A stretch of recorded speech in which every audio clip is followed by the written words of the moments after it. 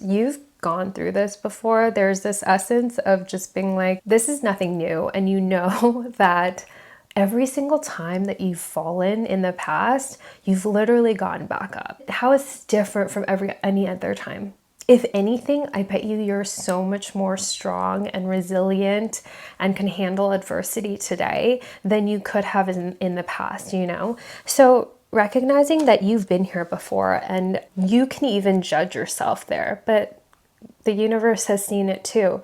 And so long as you're moving from a place of love and compassion and kindness for not just others, but for yourself as well, then like you're going to be protected. You'll be fine. Don't overthink. Don't get anxious, because when we overthink and get anxious and think too far in the future, that means that we're not in the present.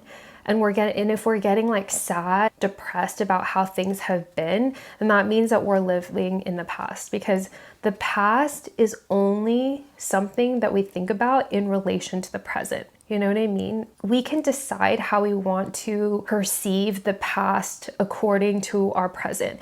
You can decide right now that that relationship with whoever taught you how to love yourself, or you can be like, play the victim and be like, that person was horrible and they did this and that. Like, how do you want to see it? And honestly, viewing it from the second standpoint is a definite big red flag. Like, if you're single and you are starting to date and they ask you what happened with your partner, and your first initial thing is to say how horrible they were. I mean, granted, like the whole, abusive thing is not acceptable, but like if that's the first thing that you said, then that's a little bit of a red flag. You know what I mean?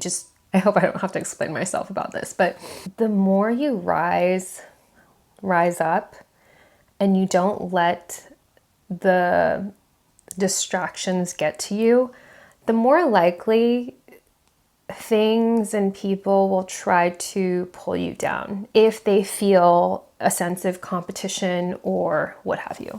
And so also recognizing that if you can see that as clear as day, then in every interaction, you can be really mindful in those moments. You can already practice to the point where you become so good at recognizing this person's tendencies that your approach shifts from being caught off guard and throwing a tantrum and just trying to react and talk about how horrible they were. Instead of that, you start to think from the standpoint of like, okay, this is actually a habitual thing that